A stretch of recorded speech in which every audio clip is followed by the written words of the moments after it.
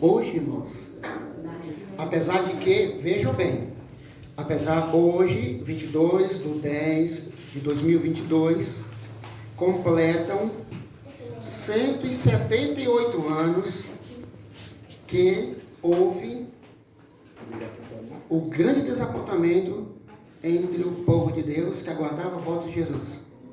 Mas que esse dia apontava para algo importante que estava iniciando-se no céu.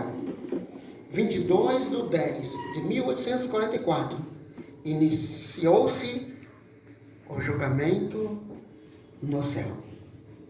Antes de Jesus vir à terra, ele passará o caso de todas as pessoas que já fizeram parte de seu ministério aqui na terra, que um dia disseram que acreditavam em Deus, que caminharam para as igrejas. Cada nome será passado no céu. Quando Jesus vier, ele vem com um galardão, não é que diz a Bíblia? Ele vem com um galardão, para dar a cada um segundo a sua obra. E se ele vem com um galardão, é porque lá no céu foi feito um julgamento. Irmãos, só que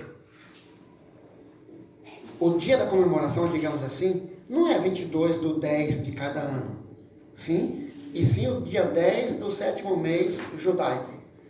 O dia 10 do 7º mês judaico, neste ano, você sabe quando foi o dia? Em que dia se deu?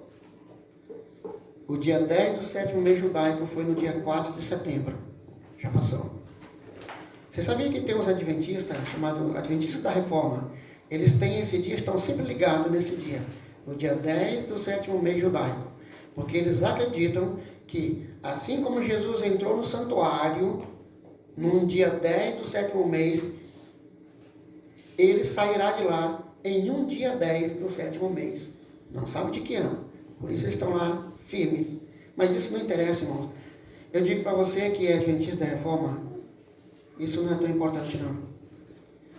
O importante é o que está acontecendo lá. O irmão Jandito leu aqui, né? E nós não vamos falar do grande desapontamento, nós não vamos falar dos 2.300 tardes e manhãs. A gente pode estudar isso em uma outra ocasião. Eu quero falar hoje especificamente do julgamento que está acontecendo no céu já há 178 anos. Mas antes de nós irmos lá para o estudo, que é o julgamento, o juízo que está acontecendo lá no céu, vamos reprisar, irmãos, o que acontecia aqui na terra, lá no santuário, no sistema sacrificial dos judeus. Como é que acontecia? Todo dia, quando alguém pecava, ele levava um cordeirinho, confessava os seus pecados no ouvido do cordeirinho, e simbolicamente ele transferia o seu pecado para o cordeirinho. O cordeirinho era morto, o sangue derramado e o sangue aspergido lá no santuário. Ou seja, o pecado do pecador era transferido para a ovelha e era transferido para o santuário. O pecador voltava para casa em paz, mas os seus pecados estavam onde mesmo? Estava no templo. O seu relato estava lá ainda. Isso acontecia todo dia durante o ano. Mas no dia 10 do 7º mês acontecia algo diferente. Aí eram escolhidos 2 bodes, era lançado sorte entre aqueles bodes, um deveria morrer e um deveria ser levado ao deserto. E, irmãos, naquele dia, o dia 10 do 7º mês judaico, era o último dia, era o encerramento das festas religiosas. Era o dia do acerto de conta. Todo mundo todos aqueles que durante o ano tinham ido levar o cordeirinho, que tinha confessado seus pecados e assim por diante, eles precisariam estar lá presente. Era um dia de santa convocação. Era um dia de jejum. Era um dia de afligir as almas. As pessoas deveriam passar o dia refletindo na sua vida. Porque se algo tivesse errado, mas mesmo naquele dia, se alguém tivesse algum pecado a ser confessado, poderia correr lá e fazer o ritual. Mesmo naquele dia, poderia ser feito. E, de tarde, quando a cerimônia terminava, então o sumo sacerdote saía do santuário e aí ele confessava todos os pecados no ouvido daquele bode, que era chamado bode emissário, e o bode era levado ao deserto. Ele não morria. Algumas pessoas criticam os adventistas porque tem essa crença de que esse bode emissário, nós acreditamos que é Satanás. Aquele bode que morria significava Jesus. E eles criticam os adventistas porque dizem o seguinte, que nós acreditamos que Satanás, ele faz expiação pelos nossos pecados. Não, porque ele não morria, ele não derramava o sangue, mas ele era levado ao deserto. Ele ia morrer, mas ele não derramava o sangue. E não há expiação se não houver derramamento de sangue. Mas ele simbolizava Satanás, que levará a culpa de todos os pecados, porque se ele não tivesse existido, se Satanás não tivesse existido, o mal não teria existido. Mas não que ele expiou, não que o seu sacrifício perdoou. E ele era levado ao deserto para simbolizar que no final, Jesus levará os salvos para o céu e Satanás ficará onde? No deserto. Você não é bom? Você não tem poder? Fica aí. E ele arrastará a culpa de todos os pecados das pessoas. A Bíblia diz, irmãos, que Jesus... todo aquele ritual do sistema sacrificial do antigo Israel, tudo apontava para Jesus. Até o prédio em si, até a construção em si apontava para Jesus. Os móveis apontavam para Jesus. Os rituais que eram feitos ali, tudo apontava para Jesus. Só que aquilo era apenas um tipo, uma representação, um símbolo daquilo que realmente iria acontecer com Jesus e assim por diante. Jesus começou o seu ministério de salvação como o Cordeiro que tira o pecado do mundo aqui na terra. E ele continuou aonde? No céu. Diz a Bíblia que o apóstolo Paulo, escrevendo aos Hebreus, diz que Jesus entrou num santuário não feito por mão de homens. E lá ele está intercedendo por nós. Irmãos, e eu fiquei pensando, refletindo, quantas vezes, durante a sua vida, você ouviu a respeito do juízo? Mensagem na igreja a respeito do juízo. Poucas vezes, na verdade. Quantas vezes você ouviu falar sobre a morte de Jesus? Morte e ressurreição de Jesus? Muitas. Mas, curiosamente, a respeito do juízo, são poucas vezes. E vocês sabiam que a mensagem presente que nós deveríamos estar pregando era temer a Deus e dar-lhe glória, porque vinda é a hora do seu juízo. Curiosamente, nós, os adventistas, que cremos no juízo, pregamos pouco a esse respeito, entendemos pouco a esse respeito. Você não fica curioso? Será que Satanás tem nos iludido, nos levando a... Não está errado falar de sacrifício de Jesus. Não está errado falar da salvação que Jesus começou, mas ele apenas começou. O ministério de Jesus continuou no céu. Desde que ele subiu ao céu, e em 1844 para cá, que já tem 178 anos, irmãos, está na obra mais solene. Rapaz, a obra mais solene da redenção humana está se realizando no céu agora. E nós às vezes estamos viajando, não estamos prestando atenção às coisas mais importantes, que é o nosso preparo para se apresentar. Nós não vamos estar presentes pessoalmente no julgamento, mas nós estaremos lá presentes. Em que maneira? Pelos livros. Diz o irmão Janito leu, Daniel 7, 9 e 10. Irmãos, diz a Bíblia que Deus se assentou. O seu trono é um trono de chama. É algo deslumbrante. Eu não tenho nem palavras para dizer como que é nesse juízo. Lá diz, alguns textos diz milhões, milhares de milhares e milhões de milhões estão lá presente Deus. Irmãos, quanto que é milhões? 1000 vezes milhão, vai para bilhão. E quanto que é milhões vezes milhões estão lá presente? Irmãos, é algo solene. É algo solene. Daniel capítulo 7, verso 13 e 14 diz que Jesus apresentou-se à cena do juízo. Primeiro assentou-se o juiz e abriram-se os livros. E Daniel 7, 13 e 14 diz que aí Jesus entrou no tribunal. Por que Jesus entrou, irmãos? Jesus entrou para interceder por nós. Que cena deslumbrante, maravilhosa, assustadora. Nome por nome está sendo ali chamado.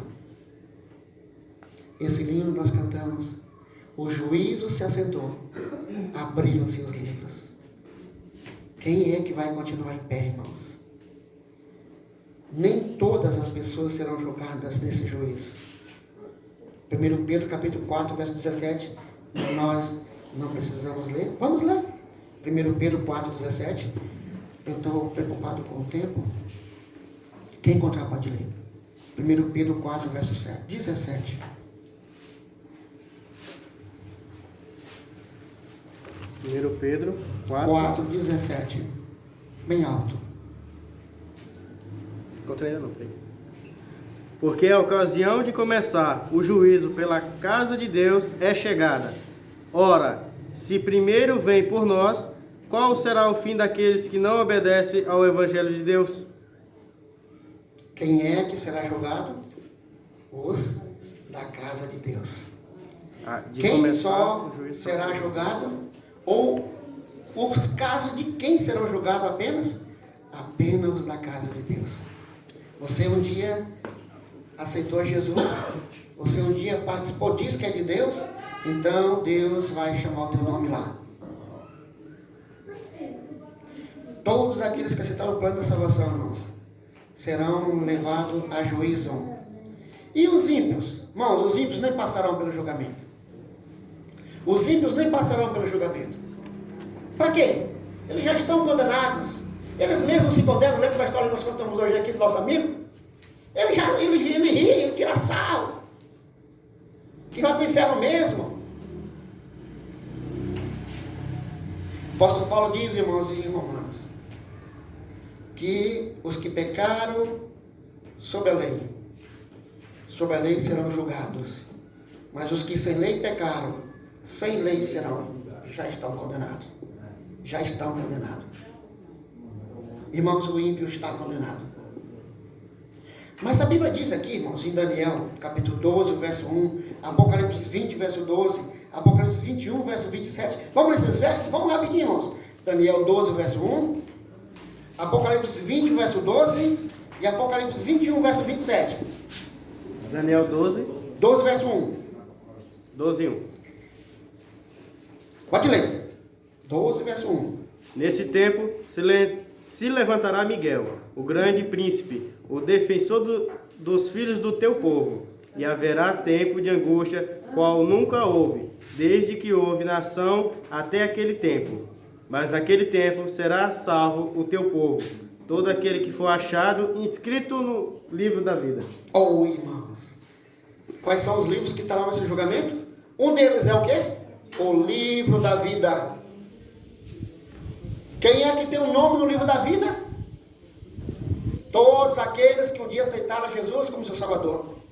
Você que foi batizado, você que aceitou Jesus como seu Salvador, o seu nome está no livro da vida. Se o seu nome continuar lá, porque tem um tal de risca-se nomes, escreve-se nomes. O seu nome está lá, então você tem chance. É como no concurso. Fez a inscrição para o concurso, tem chance de passar no concurso, mas você pode ser reprovado. Se você não colocou o nome no concurso, já está reprovado. É assim do mesmo jeitinho. Pôs o nome? Tem chance. Seu nome será chamado. E você vai fazer o teste.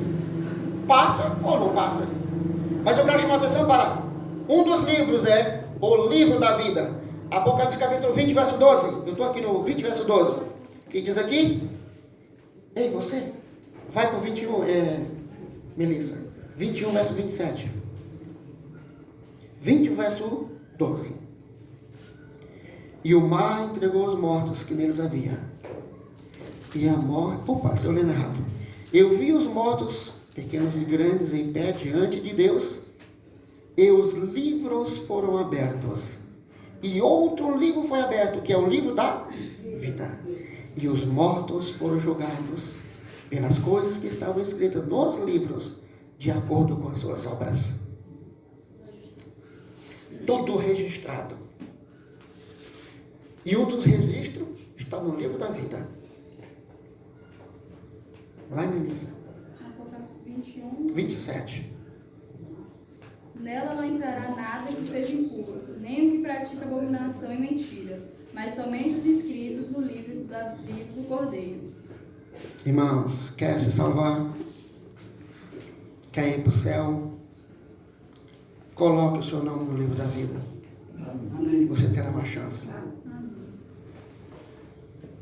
Como Melissa leu, só quem está com o nome escrito no livro da vida é que passará desta para outra. Existe um outro livro, irmãos.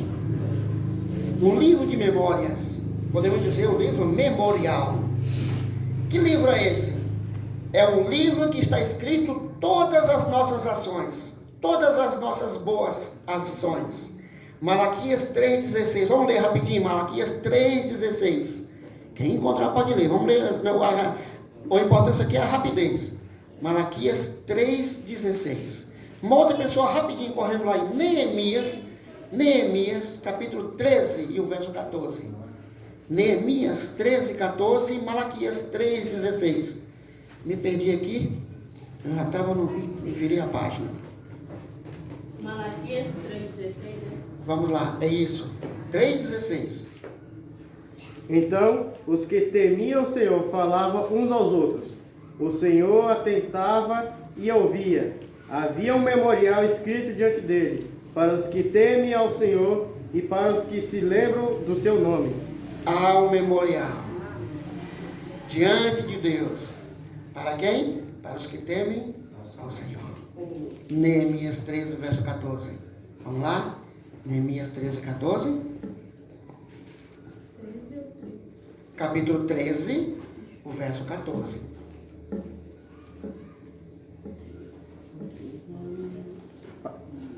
Lembra-te de mim, ó Deus, e não apagues o bem que eu fiz ao templo de meu Deus e ao seu serviço.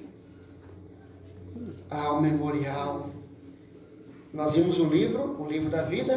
Que livro serve? Que livro é esse? Serve para quê? Para colocar o nome de todas as pessoas que um dia passaram a ser um servo de Deus. E o memorial serve para quê? Para escrever as memórias. Está lá todas as boas obras que nós fizemos. Eu quero ler um texto aqui, irmãos, que diz o seguinte: no livro memorial de Deus, preste atenção, irmãos, toda ação de justiça se acha imortalizada, toda tentação resistida, todo mal vencido, toda palavra de terna compaixão que se proferia, acham-se fielmente historiados, e todo ato de amor, sacrifício, todo sofrimento e tristeza suportada por amor de Cristo. E em Salmo 56, verso 8, diz o seguinte: tu contastes as minhas variações, põe as minhas lágrimas no teu odre, não estão elas no teu livro? No livro memorial, irmãos, está tudo relatado. Toda vitória, toda boa obra. Aqui, logicamente, é um resumo do resumo do resumo. Não precisa, às vezes, a gente ficar preocupado com as boas ações que fizemos. Irmãos, existe um outro livro. Há também um relatório dos pecados dos homens, irmãos. Mateus capítulo 12, o verso 36 e 37. Vamos ler? 12, Mateus 12, 36 e 37. Rapidinho, todo mundo aí. Uma outra pessoa corre. para Eclesiastes capítulo 12, o verso 14. Uma outra pessoa corre para 1 Coríntios 4, e o verso 5. 1 Coríntios. Está em 1 Coríntios? Isso. Mateus, quem está em Mateus? Você, Melissa? Mateus aqui. Irmã Pretinha. 1 Coríntios. Leia Isaías, capítulo 65, versos 6 e 7. Quem estiver com Mateus, leia primeiro. Mateus 26. Mateus 12, 36 e 37. Bem alto. Vamos ler bem alto. 36. E 37. Digo a vocês que, no dia do juízo, as pessoas darão conta de toda palavra inútil que proferirem, porque pelas suas palavras você será justificado, e pelas suas palavras você será condenado. Que duras palavras. Jesus disse, cuidado com o que você falar. Piadinhas, fofocas, mentiras. Você será julgado pelo que você falou. Palavras que você fala e diz, não conta para ninguém. O universo vai ficar sabendo. Porque quando chamar o seu nome, as suas palavras estarão lá relatadas. Palavras de Ellen White em outro texto. Diz o seguinte, palavras que a gente tem vergonha de dizer. Lá será dito em voz bem alta. Irmão fulano de tal. Oh, e a lista de palavras. E Jesus disse, tome cuidado. Eclesiastes 12, verso 14. 1 Coríntios é qual mesmo? É 4, verso 5. 4, 5. Porque Deus há de trazer a juízo todas as obras, até as que estão escondidas, quer sejam boas, quer sejam más. Há um relatório de todos os pecados dos homens, irmãos. E tem muitos pecados que ninguém sabe. Tem pecados que as pessoas negam a vida toda, o tempo todo, de pé junto. Eles estarão lá patentes. Você pode ter cometido um pecado de noite, bem escondido. Mas os anjos viram e eles anotaram. Você pode morrer dizendo que não fez, mas está anotado. Lá está anotado todo o pensamento, toda a ação, toda a intenção. Irmãos, de tudo. Jesus julgará todas as minúcias. 1 Coríntios 4, verso 5.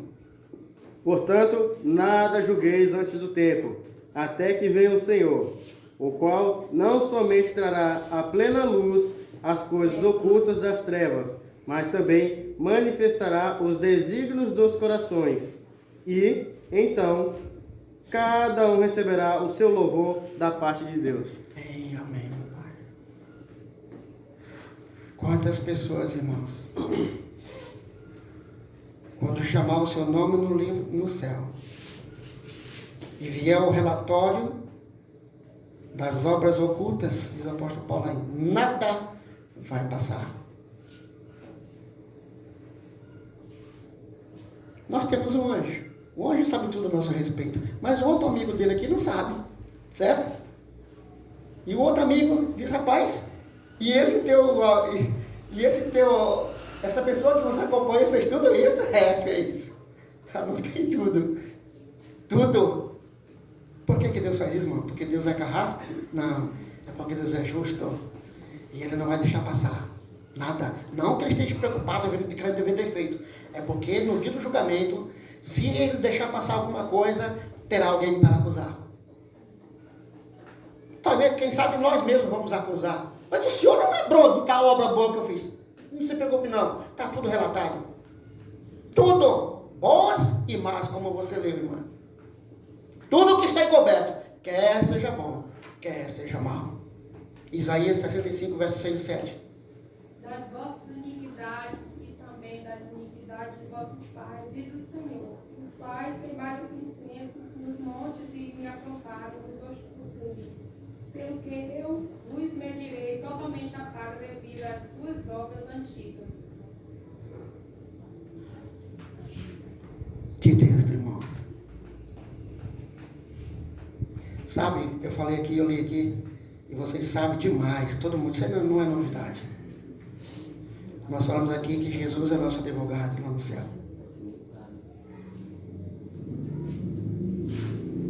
E quando chamar o nosso nome, irmãos, Jesus não vai nos Intercedeu por nós?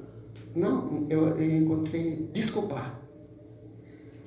Terá quem ir lá para acusar? Satanás. Quando chamar o meu nome, Satanás vai dizer, epa, esse aí é meu. Por que é seu? Porque ó, a lista aqui, ó. E Jesus não vai dizer nenhum A respeito contra aquilo. Realmente é verdade. O anjo realmente anotou. Mas Jesus vai dizer, meu querido, ele se arrependeu, ele confessou, ele é culpado mesmo. Mas eu sou o seu intercessor. E acima de qualquer outra coisa, eu sou o seu substituto. Eu já paguei essa pena. Ele é pecador sim, mas eu já paguei. Ele apresenta, diz Ellen White, apresenta suas mãos aos anjos e a Deus. Pai, meu sangue. Dá para chorar? Não dá. Jesus não vai desculpar nenhum de nós, irmãos, porque não terá desculpa, mas ele vai interceder. Se nós apelarmos para Jesus, ninguém se perde. Amém? Amém. Ninguém se perde. Quem é que vai se perder? Quem esconder o pecado, quem não confessar, quem não se arrepender. Tem uma lista enorme de textos na Bíblia que diz isso. Aquele que confessa e deixa, alcançará misericórdia. Não é quem escondeu e quem nunca sabe. Lembra de Davi? Quando ele pecou, ele tentou esconder e o pecado, e só ia aumentando os pecados. E ele mesmo disse, enquanto eu tentava esconder meus pecados, mais eu secava, mais eu me angustiava, mais eu sofria. Diga para Deus, diga para todo mundo. Acho que não é você confessar o seu pecado para não. É você confessar para Deus. Tem pecados que só Deus deve saber. Ao lado de cada nome nos livros do céu estão escritos com terrível exatidão toda palavra inconveniente, todo ato egoísta, todo dever não cumprido e todo pecado secreto, juntamente com toda hipocrisia dissimulada, advertência ou admoestações enviadas pelo céu e que foram negligenciadas, momentos desperdiçados, oportunidades não aproveitadas, influência exercida para o bem ou para o mal, juntamente com seus resultados de vasto alcance, tudo historiado pelo anjo relator. Irmãos, aqui tem uma lista enorme de coisas, as oportunidades que a gente perdeu, o tempo desperdiçado. Eu me angustio em casa, eu digo, pelo amor de Deus, meu filho, pega a Bíblia, vai ler. Sai desse jogo, sai isso daqui. Não sou perfeito, irmãos, mas a gente vê a angústia. Deus está, hoje nós estamos seguindo um tribunal. Nosso nome pode ser passado a qualquer momento. E as pessoas estão desperdiçando o seu tempo, as oportunidades, e tudo está lá relatado. E uma das coisas aqui também para se notar, irmãos, é a influência. Às vezes o pai é uma má influência para os filhos. E o pai morre, e os filhos ficam. E os filhos, com aquela má influência do pai, passam para os netos e bisnetos. E Deus, eu vou repetir aqui, irmão.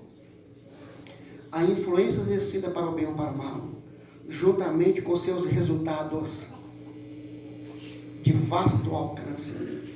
Tem séculos que alguém morreu e a sua má influência ainda hoje está presente, não é? E no relatório, no dia que chamar o seu nome lá, o nome do fulano de tal, vai estar o nome dele lá com a sua influência de vasto alcance. Nem viveu, mas eu vivi 1.200 e vai pagar pecados até 1.000, 2.000 e cacetada. E José que viveu, quantos anos José viveu mesmo antes de Jesus? Mais de 1000 anos, né? Mais de 1000 anos. Porque Davi viveu 1000 anos antes, e José foi antes de Davi muito. A sua boa influência. Quantos jovens não têm vontade de ser fiel como José? Ou, irmãos, quando José se levantar no juízo, Deus vai levar em consideração os milênios de boa influência. Que gostoso eu saber disso. A lei de Deus, irmãos, é a norma pela qual o caráter da pessoa será julgado. Eclesiastes capítulo 12, verso 13, agora em 14, nós não precisamos ler. Lá diz: de tudo que se tem ouvido, o fiel teme a Deus e guarda os seus mandamentos. Porque esse é o dever de todo homem. Por quê? Porque Deus há de trazer juízo a toda obra. O nosso dever, irmãos, é guardar os mandamentos de Deus. Porque Deus há de trazer juízo a toda obra. Tiago 2, verso 10 diz: assim falai e assim procedei, como devendo ser julgados pela lei da liberdade. Essa semana eu falei aqui na quarta-feira, não é criticando, não é, irmão? Eu sei que nós somos pecadores, mas nós precisamos mudar de atitude. Nessa semana aqui, na quarta-feira, eu falei aqui na igreja porque eu tinha acabado de ouvir alguém me dizer o seguinte: eu estou decepcionado com os crentes. Sabe, Oséias, eu estou decepcionado com a tua igreja. E eu disse: por quê? E aí ela foi falar de pessoa. Ela não disse pessoa, mas é um de nós, irmãos, que vive dando um mau exemplo aqui no nosso bairro. O apóstolo Paulo disse que nós somos uma carta aberta e lida por todos os homens. E o nome de Deus está sendo envergonhado por causa de um de nós. Lógico que talvez todos nós. E eu citei aqui na quarta-feira, vou citar aqui para vocês. Jesus mesmo disse: se vocês fizerem alguém se escandalizar, era melhor que você amarrasse uma pedra bem pesada no seu pescoço e se jogasse no mar. Nós seremos julgados, irmãos, pela lei da liberdade. Jesus é o nosso advogado, que está defendendo o nosso caso. Mas tem um porém, irmãos. Eu não sei se vocês um dia já fizeram entrevista com o advogado. O advogado, quando vai defender um criminoso, até mesmo um criminoso, ele diz: o que ele diz para o criminoso? Não me esconda nada, conte tudo. Logicamente que aqui na terra o advogado mente um bocado. É uma profissão que não serve para adventista, tá? Eu digo para você, já disse para muitos adventistas, não serve.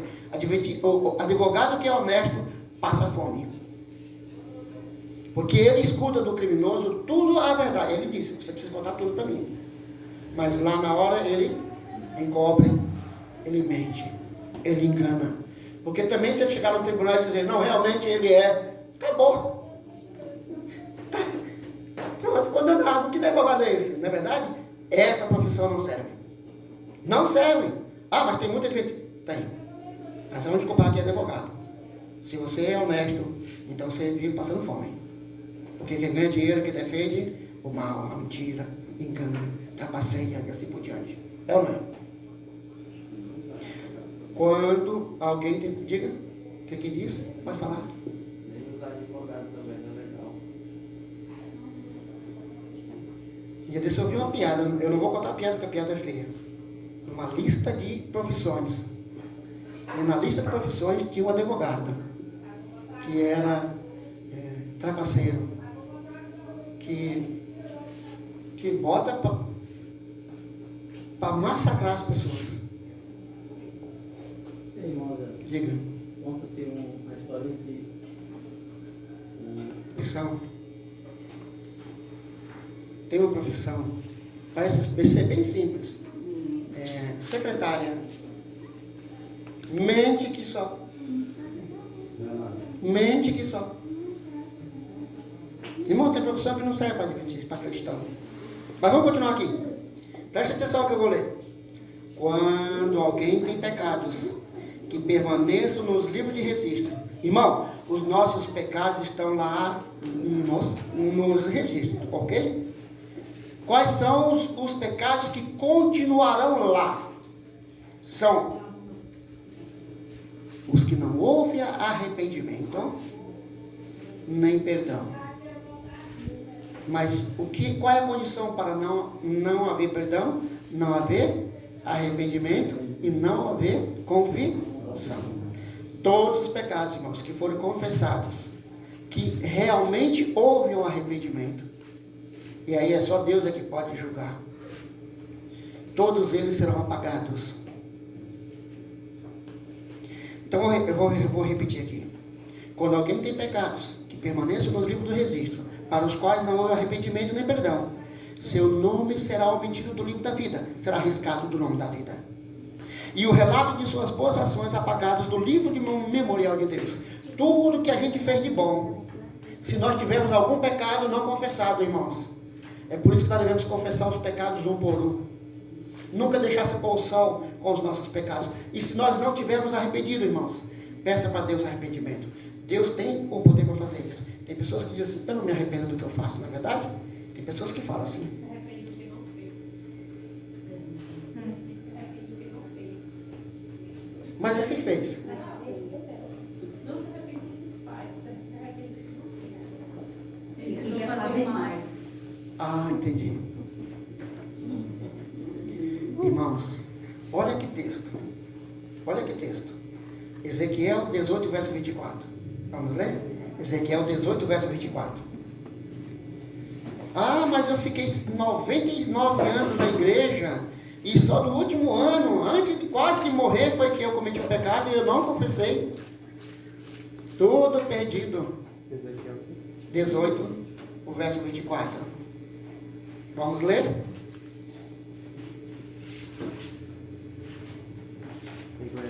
Leia, João Pedro, rápido.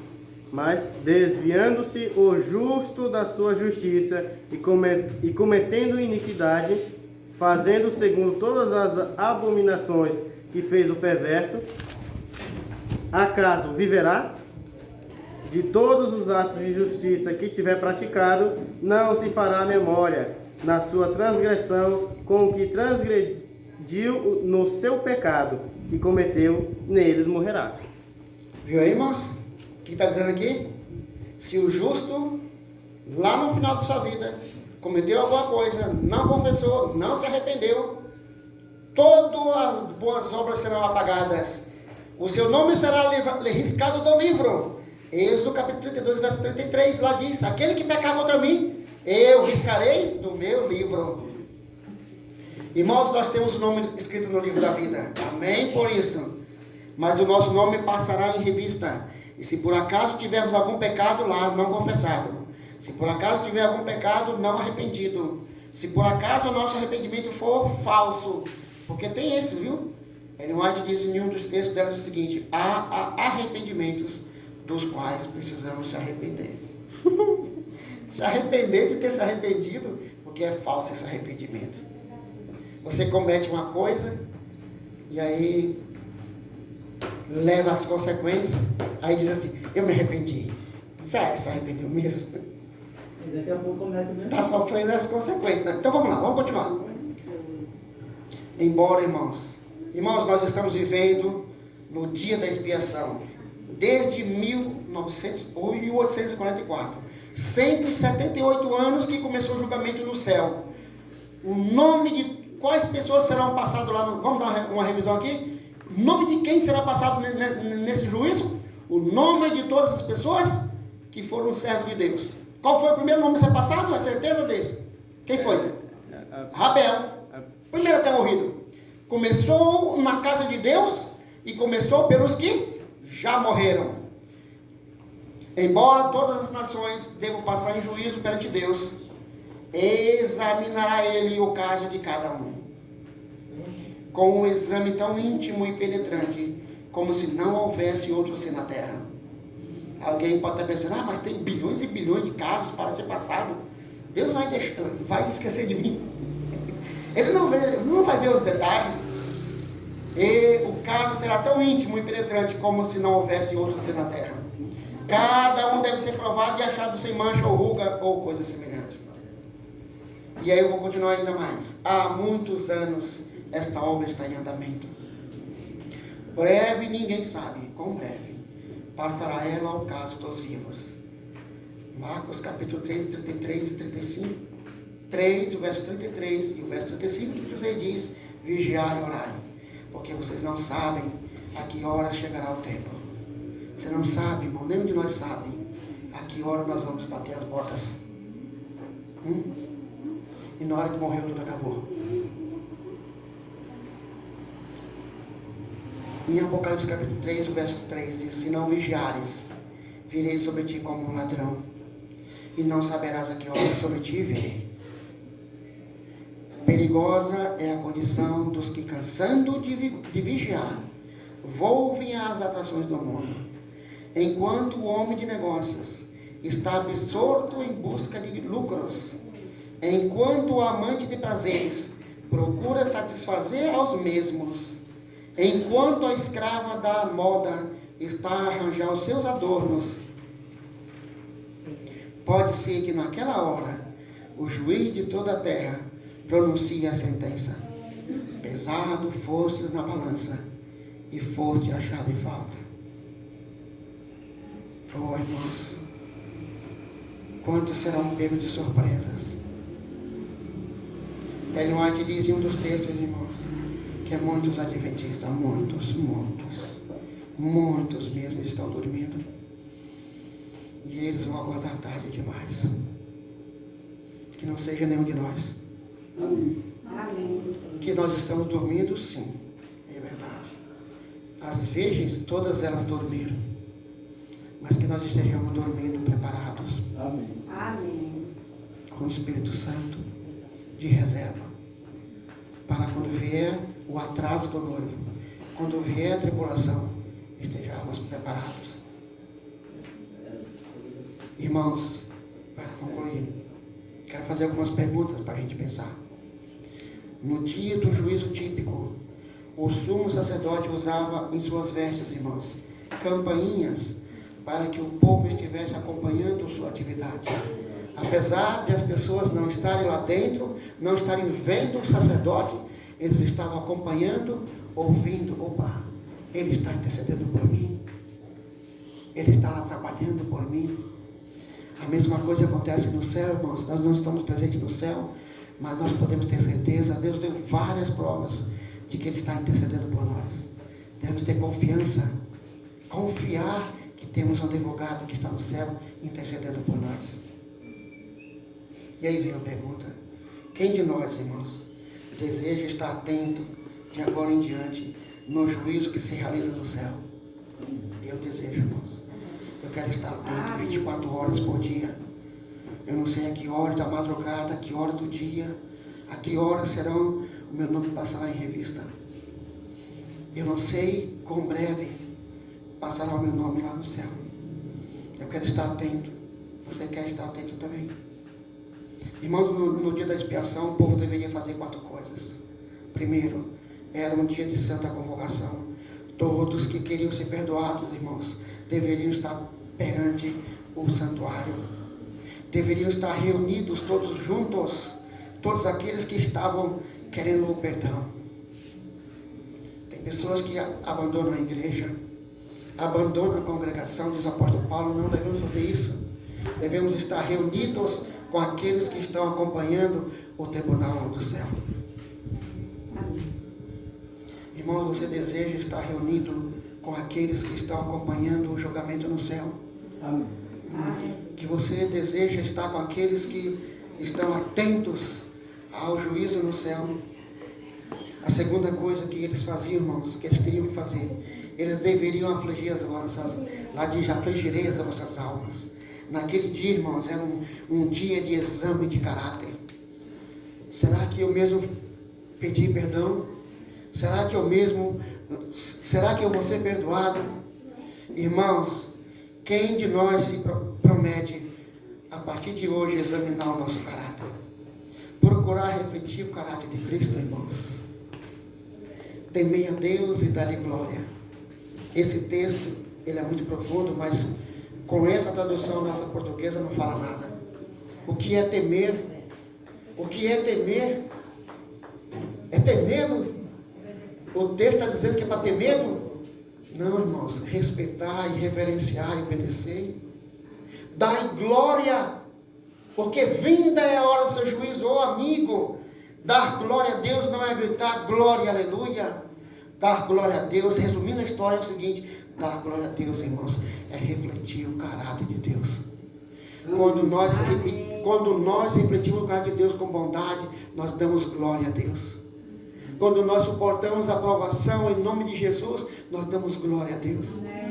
Amém. E a Bíblia está dizendo o seguinte: temei a Deus, reverenciai a Deus, respeitai a Deus, dai glória, refletir o caráter de Deus, porque vinda é a hora do seu juízo. É solene essa mensagem, irmãos. É solene essa mensagem que deve ser dada a todos. O mundo precisa ouvir. Nós temos essa mensagem, precisamos dizer para eles. Amém. Primeiro precisamos viver a nossa vida.